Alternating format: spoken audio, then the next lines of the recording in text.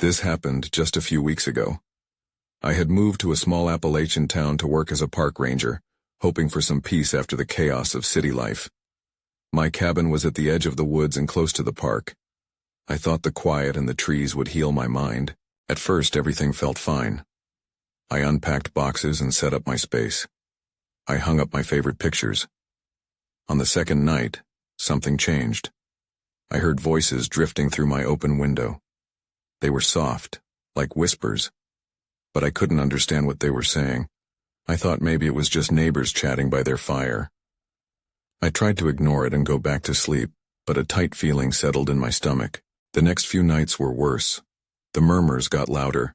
Sometimes they woke me in the dead of night. I heard rustling outside like someone was walking around. I once stepped outside to listen, but I found nothing but darkness and trees. I felt cold, and my heart raced. I didn't want to find out what was out there. Then one evening I found something on my porch. It was an old doll, worn and dirty. Its glassy eyes seemed to stare right through me. There was a note with it that read, "Playtime." I froze. I didn't touch it. Instead, I rushed inside and locked the door. I knew then I wasn't imagining things. The town felt alive watching me somehow. I sometimes caught glimpses of shadowy figures slipping between the trees at night. I wasn't sure if it was my mind playing tricks, or if the townspeople were hiding something. When I asked about the doll, the locals just smiled, their eyes glinting, and then they quickly changed the subject. I felt alone in a place that seemed to have quiet secrets. The worst night hit me like a brick. I heard voices again. They were louder this time, almost calling my name. I didn't want to go outside, but my body moved on its own. I stepped onto the porch, my heart pounding. I followed the sound towards the trees, feeling like I was pulling myself into a trap. The night felt heavy. The cabin seemed miles away. Then the voices stopped. I turned back to the cabin but hesitated. In that moment, something in me felt drawn to the woods. I was scared, yet I walked on. As I stepped deeper, the air grew colder. I could hear twigs snapping under my feet. Then I heard it, a whisper on the wind, clear as day. "Playtime, Clara." My heart stopped. My breath caught in my throat. I didn't know what to do. The darkness around me felt thick and alive. I strained to see, but my surroundings were just shadows now. The cabin was lost behind me, and something else, something ancient, waited ahead. Did I really want to go deeper? The whispers called me still, but I stood frozen in the dark, the thrilling horror of the unknown wrapping around me. What had I gotten myself into? I never found out. I stood there, knees trembling as the wind played with the trees. "Playtime, Clara," echoed in my mind, intensifying my fear. The invitation felt sinister. I wanted to turn back, but my feet felt glued to the ground. Then, I heard laughter, soft but chilling. It wasn't coming from the direction of the town. This laughter was unreasonably close, urgent. "Clara," it teased, dripping with malice. I stepped back toward the path, but a snap from behind me stopped me in my tracks. "Who's there?" I shouted, my voice shaking. The whispering resumed, surrounding me. I felt eyes on my back, pricking my skin. "Please," I pleaded softly, hoping for any sort of answer. In the darkness, a figure emerged, advancing slowly, swaying slightly as they walked. My breath quickened. I squinted, trying to make out their features. It was a woman, draped in tattered fabric that looked more shadow than cloth.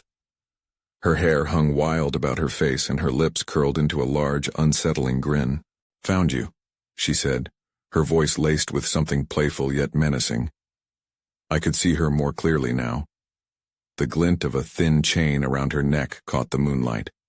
Hanging from the chain was another doll, eerily similar to the one on my porch, dirt-smudged and with missing limbs. "Where did you get that?" I managed to ask, feeling so small. "The dolls love to play," she replied, her laughter bubbling over. "They're waiting." She stepped closer and I felt the urge to run. My instincts screamed that I had stumbled onto something I shouldn't see. "Every night we engage in playtime. You can't resist." It's only fair that you join." Without thinking, I turned and bolted back toward the cabin. My heart pounded in my chest as I ran. I listened for footsteps behind me, but I heard only the rustling leaves. Each glance over my shoulder felt like a gamble with fate. Finally, the cabin came into sight. I dashed up the porch steps and fumbled for the door, nearly tripping over my own feet. I slammed it shut and bolted it tight, pressing my back against the cool wood. The world outside felt wild. I thought I could still hear laughter, echoing against the walls. Panting, I grabbed my phone. It was time to call for help. The townsfolk had to know what was going on. As I dialed, my eyes settled on the old doll, still resting on the porch. It seemed to watch me from the cracks in the door. I swallowed hard. Just as someone picked up on the other end, my phone went dead. The screen flickered and turned black. I was utterly trapped. Then everything went dark. A shadow blocked the light from the window, looming larger. I stumbled backward, fumbling for something to hold. The door rattled ominously. The laughter returned, echoing relentlessly in the confines of my mind. "Let's play, Clara." A new wave of terror washed over me. Someone was inside the cabin. I could feel their presence, thick and heavy in the air. I wasn't alone anymore. I pressed myself against the cabin wall, my breath hitching in my throat. The shadow on the other side of the door shifted. I could hear whispering, barely above a murmur, as if they were strategizing. My fingers itched to grab a weapon, but there was nothing close by. "Clara, Clara," the voice sang. It was high-pitched, almost melodic, but laced with enough distortion to send chills down my spine. I needed to think. I could hear the wind howling outside, making the wooden beams creak. It felt like the cabin was alive, holding its breath along with me. Suddenly, there was a loud thud against the door. My heart raced. I could feel the vibrations travel through the wood. "Let's play," the voice called again, each word dripping with intent. I dared myself to peer through a crack in the door. There she was. The woman had followed me.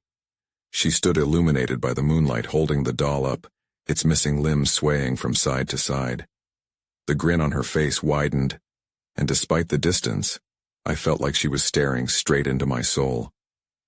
"No," I shouted, a raw pitch escaping my lips. I jumped back from the door, my mind racing. I thought about the windows. There were two on the other side of the cabin. I bolted for them, hoping to escape before she could get through. Once I reached the window, I glanced outside. The night was thick, shadows dancing around the trees. But it was her eyes that caught mine. Bright, almost luminescent, they stared back at me, wide and unblinking. A shiver crept down my spine. I turned to the other window, hoping to open it before she could reach me. I trembled as I fumbled with the latch. My heart pounded. I glanced back to the door. Another thud. The doorframe shuddered under the force. "Clara! The dolls are waiting!" I yanked the window open, the wood creaking in protest. With my heart racing, I leaned out. The cool night air filled my lungs, a brief comfort. I thought about jumping, but the ground looked unforgiving. Then I heard it. A soft giggle mixing in with the shadows. It wasn't just her voice anymore. There were others. I could only assume they were the dolls, or worse, their owners. "Come play with us, Clara," they whispered in unison, their voices fluttering like moths in the darkness. I dived back inside, panic clawing at me. I couldn't stay here. I had to escape, but the woods were a treacherous maze. I glanced over at the door. It only held for so long. Then I noticed something on the ground. A piece of the tattered fabric the woman wore had snagged on the edge of the doorframe. I reached down, fingers trembling. Beneath it was something metallic. I pulled it loose, revealing a small key. My instincts screamed that it shouldn't be here, but it felt like my only chance. I pocketed the key and raced to the small bathroom in the corner. There was a tiny window in there, barely big enough to crawl through, but it was better than nothing. I pushed on the frame, and to my surprise, it opened just wide enough. "Playtime is just beginning," the woman sang again, now much closer. I felt the floor beneath settle. I climbed up, heart in my throat. As I squeezed through, I heard the door break open. The last thing I saw was her lurking silhouette, but I was already lost in the cold embrace of the night. Outside, I hit the ground running, knowing I had to put distance between us. Something in the dark whispered that my fight was far from over. The night air was thick with tension as I sprinted through the woods, every rustle and creak making me jump. My breath came fast and shallow, a steady rhythm of panic. I had no idea where I was going, but anywhere was better than back there. I glanced over my shoulder, half expecting to see her chasing me, the doll dangling from her wrist like a gruesome trophy. The shadows swallowed the moonlight, making it impossible to see if she was gaining on me. My feet pounded against the earth, sinking into the soft dampness of the forest floor. Then I tripped, my foot catching on a root. I tumbled forward, landing hard on the ground. The impact knocked the air from my lungs, and I lay there for a moment, struggling to pull in a breath. "Get up, Clara," I scolded myself. I scrambled to my feet. That's when I saw it. A flicker of light filtering through the trees up ahead. Mansion-sized shadows loomed against the night sky. It looked like an old house, maybe even abandoned, but it was better than nothing. I stumbled toward it, my legs burning. As I approached, the structure came into clearer view. It was a large, dilapidated cabin, similar to the one I had just escaped, but larger. The door hung slightly ajar, which only amplified my unease. I took a moment to catch my breath before stepping inside. The air felt cooler, almost welcoming, but I was still on edge. A shiver coursed through me as I stepped over the threshold. Dust motes floated in the thin beams of moonlight, illuminating a sparsely furnished room. It looked like it hadn't been touched in years. "Just hide. Wait it out," I told myself, glancing around. In a dim corner, I spotted a large, ragged curtain. I knew I could shove myself behind it, disappearing from sight. It was a plan born of desperation, but it felt right. Without a second thought, I moved toward it. As I crouched behind the curtain, the world outside faded to silence. My heart raced, pounding heavily in my chest. I tried to listen for any sign of her, the whispers from before echoing in my mind. Then a voice broke through the quiet. "Clara, come out, come play." I pressed my hand against my mouth to stifle a gasp. It was her, but there was something different in her tone, intrigued, but still laced with that haunting melody. I wanted to scream, to run, but I had nowhere to go. The heavy footsteps sounded closer, crunching leaves and twigs underfoot. I held my breath, praying she wouldn't find me. I thought about the key in my pocket. What did it unlock? A desperate thought flashed through my mind. Was it the way out of this nightmare? Suddenly, the front door creaked open. My heart plummeted as I heard her voice clearer than before. "The dolls are waiting for you, Clara." I squeezed my eyes shut, willing myself to be invisible, cutting out the suffocating reality creeping closer. That's when I heard a soft giggle echoing behind me, chilling my blood. I turned slowly, heart hammering. What I saw next sent ice through my veins. There were more figures, tiny and shadowy, their outlines glimmering in the faint light. A row of doll-like faces stared back at me, eyes wide and unblinking. Then everything went dark. I blinked, trying to adjust to the sudden darkness. Panic surged through me. Was I still behind the curtain?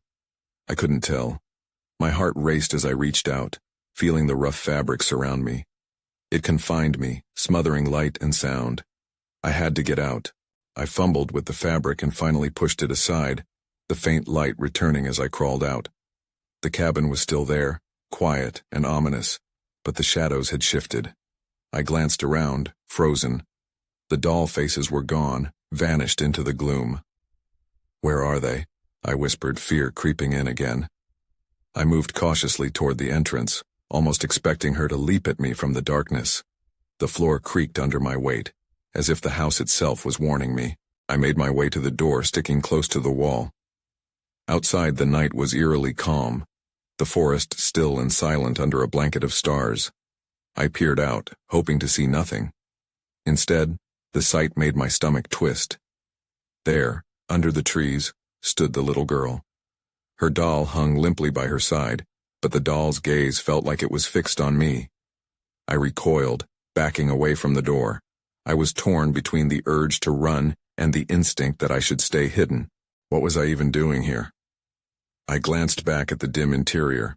The walls seemed to lean in, wanting to swallow me whole. That's when I noticed something on the floor near the curtain, something gleaming. I knelt down, my hands trembling as I reached for it. It was a tiny brass key, the same one I had felt in my pocket earlier. I turned it over in my palm, confused. "What is this open?" I murmured, fear and hope battling inside me. "Clara!" The girl's voice called, bright and sing-song. My breath caught. "You can't hide forever." I levered myself back up with the key clutched tightly in my fingers. My instincts screamed at me to escape. I took one last glance outside. The girl was moving closer, her footfalls light yet ominously rhythmic. Then I noticed something else behind her. A door, half hidden by thick vines and underbrush. I squinted. The door was small, almost comically so, but it looked old and out of place. Instinct kicked in. With no time to think, I dashed past the little girl towards the hidden door, the key feeling heavier in my pocket with each step. The world around me faded, replaced by a singular focus: freedom. But as I reached for the door, my heart sank. It was padlocked. Panic tightened the knots in my stomach. I fumbled with my fingers, trying to pry the lock open. "Clara!" That haunting voice trailed up behind me, making me freeze. The girl was right there, a strange smile stretching across her face. It didn't look friendly. In that moment, I understood. The key was meant for me, but not for escape. It was a cruel offering, a bait designed to draw me deeper into whatever twisted game she played. I turned to face her, dread settling over me like a shroud. "What do you want?" I managed to choke out. Her smile widened. "To play, of course." And that's when I realized I wasn't just running away. I was being lured deeper into a trap I might never escape. My instincts kicked in. I couldn't let fear hold me down. I needed to act. I glanced back at the padlock. The girl just stood there, watching me with an unsettling calm. "I'm not afraid of you," I declared, even as my voice quivered. Her laughter echoed around us, chilling my blood. "Oh, but you should be, Clara. This is my game, remember?" I turned my back to her, desperate. The woods were dark and I couldn't see a way out. But maybe I could buy some time. My eyes searched the area, scanning for anything that could help. The vines around the hidden door had small gaps. Perhaps if I could pull them away enough, I could reach the lock. I knelt and yanked at the vines. They resisted stubbornly, but I kept pulling, driven by a surge of adrenaline. Just then I heard a sound that made my heart race. A rustling, then a soft thud. I froze. The girl didn't react, still watching me with that eerie grin. I looked over my shoulder to see a shadow creeping in from the tree line. My breath caught. It wasn't the girl, but something larger moving silently. Panic flooded my veins. Was it another doll? A creature lurking just out of sight? I ripped the last of the vines away and struggled with the padlock, fingers shaking. "Clara, do you want to meet my friends?" The girl's voice dripped with amusement. "They're very excited to meet you." I shot another glance back. The shadow was closer now, shimmering in the faint moonlight. It looked human. My heart began to race as it stepped into view. A figure cloaked in darkness, indistinct but watchful. I only had moments. The padlock was stubborn, the key feeling cold in my palm. I prayed it would fit. It had to. The girl stepped forward, savoring my fear. "Don't you want to play?" she taunted, the challenge in her voice wrapping around me like a vine. "I want to get away from you," I shouted, slamming the key into the padlock. My heart pounded as I turned it. There was a click. I yanked the lock open and dropped it to the ground. "It worked," I gasped, adrenaline flooding my senses. I pushed the door, figuratively and literally, hoping for freedom. Yet as I pulled it ajar, the shadow emerged closer, and I was met by a terrifying sight. It wasn't just a figure, it was a line of dolls and figures, their eyes wide and unblinking, mouths twisted into perverse smiles. They stood like sentinels, blocking my escape. "Welcome to my world, Clara," the little girl sang, her voice ringing with triumphant glee. I felt the dread creep back in. There was nowhere left to run. I couldn't escape them. But maybe I could still find a way out. Then behind the wall of dolls something flickered. A glimpse of light, a potential path. I didn't have time to think. The girl giggled, inching closer. "Time's almost up," she said sweetly. With my heart hammering, I lunged forward into the unknown, pushing through the small door despite the entrapment surrounding me. But when I stumbled inside, I realized it wasn't an escape. It was another layer of shadows. The game was far from over. The darkness enveloped me as I stepped through the door. I fell into a narrow corridor, the air heavy and stale, like it hadn't been disturbed in years. The only sound was my own breathing, quick and shallow, a reminder of the danger outside. I leaned against the wall searching for clarity. The tunnel twisted and turned, dimly lit by what seemed like glowing mushrooms clinging to the damp walls.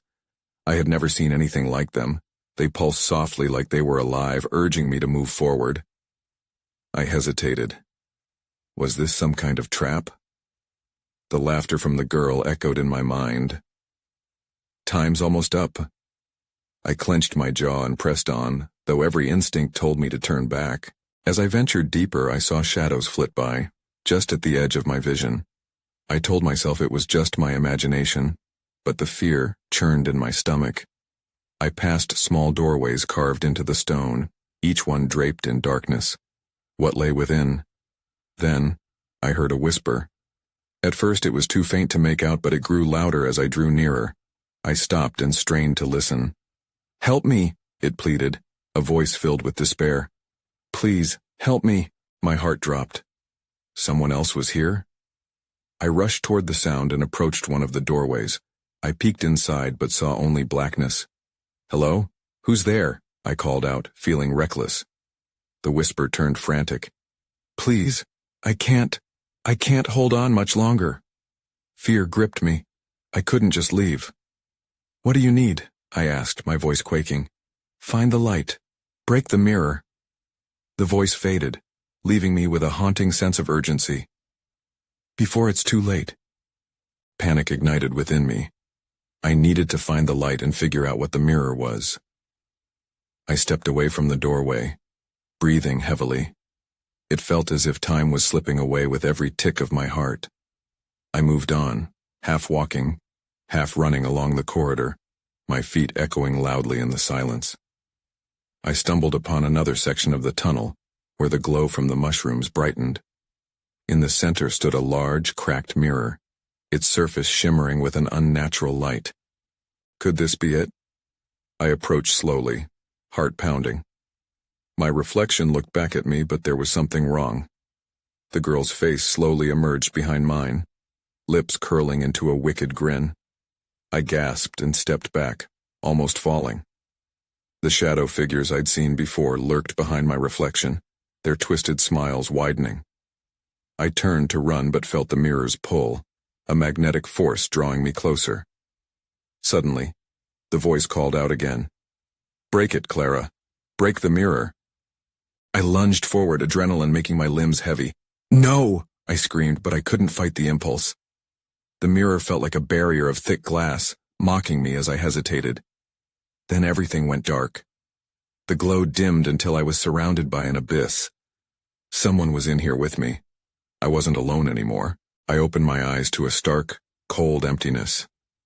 The darkness pressed in, thick and suffocating. I stood frozen, straining to hear anything, but there was only silence. Instinctively, I reached out, fingers raking against the rough, damp walls. My heart thundered, reminding me I was alive, though I didn't feel it. "Hello?" I called out, my voice trembling in the void. No reply came. I took a cautious step forward, the sound of my foot hitting the ground echoing softly. It felt wrong to move, but if I stayed in one place I might lose myself to the darkness entirely. Suddenly a chill swept through the air, prickling my skin. I could feel something watching me, lurking just out of sight. As I started to walk again, an eerie giggle broke the silence. It was high-pitched and childish, sending a shiver down my spine. I stopped, turning sharply, scanning the shadows around me. "Who's there?" I asked, pulling my voice back together. Yet, all I received in response was maddening quiet. My mind raced back to the mirror. The girl. What did she want from me? I need to break the mirror, I muttered to myself. But how? As I moved deeper into the dark, the giggles transformed into whispers, swirling around me like ghosts. Find the light, they chanted, never revealing themselves. I wanted to scream, to demand they show themselves, but I couldn't muster the courage. Instead, I pressed on, guided by the hope of escaping this nightmare. After what felt like hours, I stumbled into a small chamber. It was slightly illuminated by cracks in the stone, revealing remnants of what might have been a forgotten place. In the corner, an old lantern sat, a thin layer of dust covering its surface. The flame flickered weakly as I approached it. "Come on," I begged, brushing the dust away. I struck the flint, my fingers trembling, and the flame caught immediately, brightening the room. Shadows danced on the walls, bringing an unsettling awareness of the creatures lurking just beyond the light. As the lantern illuminated the space, I caught a glimpse of the mirror, still reflecting my terrified expression and the twinkling of something else behind it. I moved closer, and my heart sank. The girl appeared again, her smile wider, more sinister this time. "Help me," she whispered again, her tone dripping with mock sincerity. "Just break the glass and we can play together forever." "No," I shouted, grappling with the desperate urge to flee. "What do you mean?" She pointed behind me, her grin stretching impossibly wide. "They're coming for you, Clara. You can't hide. Break it and I'll set you free." Fear clawed at my insides. I felt an overwhelming need to break the mirror, and yet fear held my arms stiff. Something wasn't right. "What if you're lying?" I stammered, searching her eyes for sincerity. "Time's almost up," she hissed, her voice seeping into my thoughts like poison. The shadows began to move closer, swirling around me in an almost tangible way. That's when I saw it, a glint of something sharp on the floor beside the mirror. A shard of glass? My breath caught. If I didn't act fast, I might lose everything. I reached for the shard, feeling the energy swell around me. The darkness tightened its grip and the whispers grew louder, almost deafening.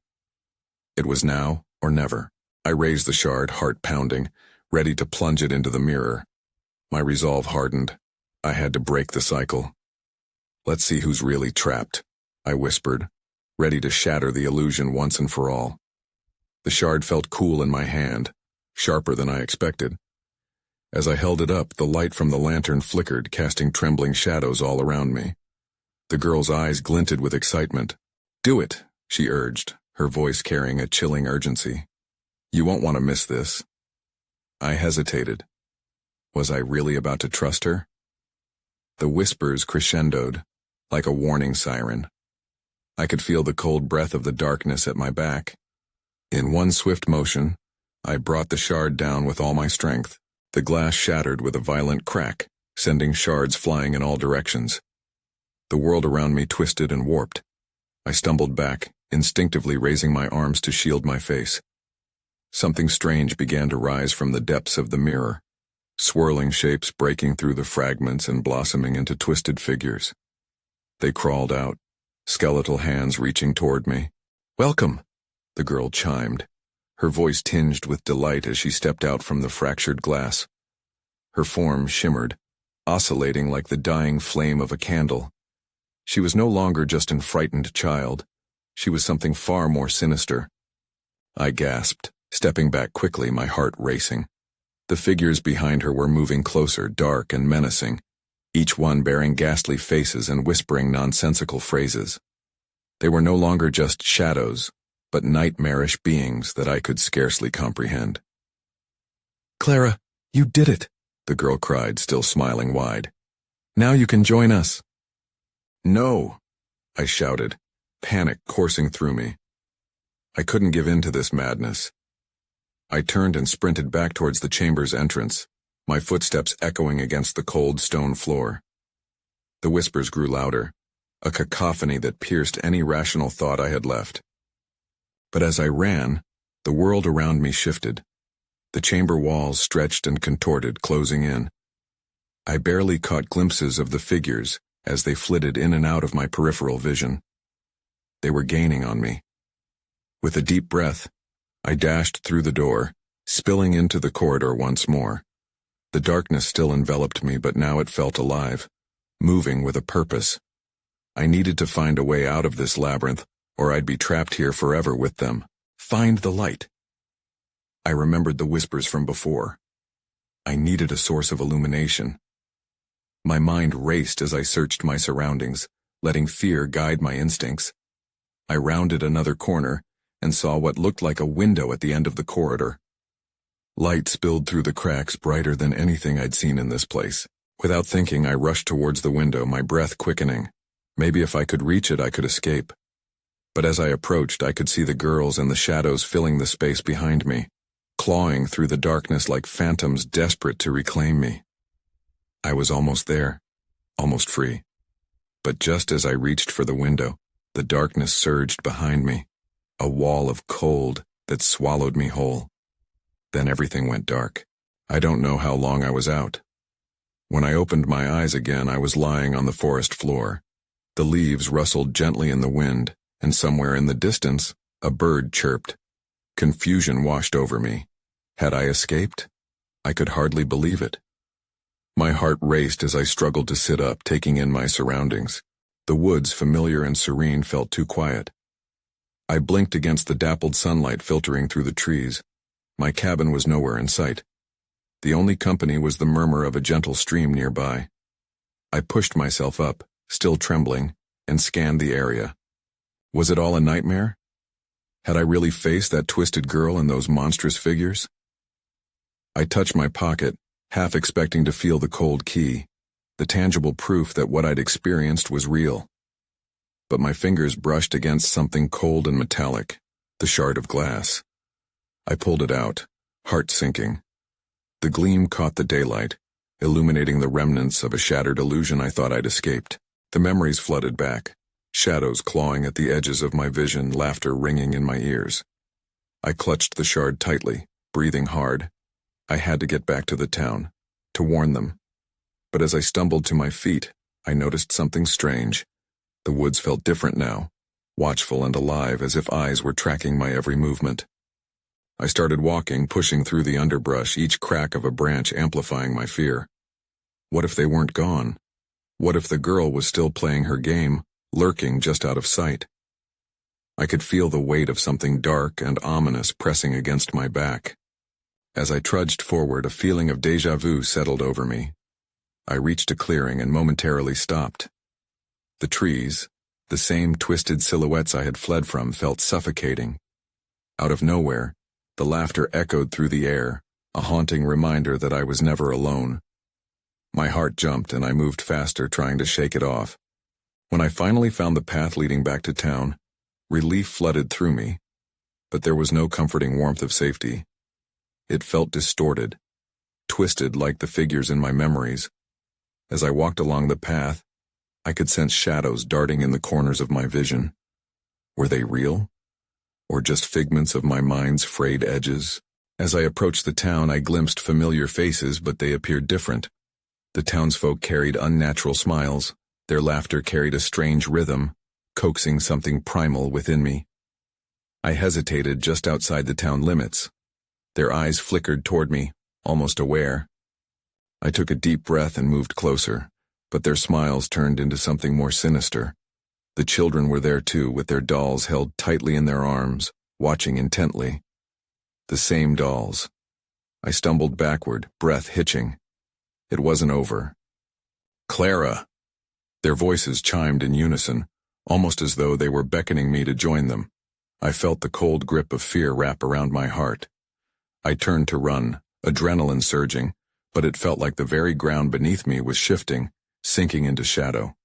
Let's play, they called after me, each syllable weaving into the fabric of my thoughts, laced with a kind of longing that terrified me. I ran as if my life depended on it, the laughter undulating behind me, mingling with the trees, drowning out my own panic-stricken thoughts. I never looked back, but I could feel them closing in. that haunting melody wrapping around me.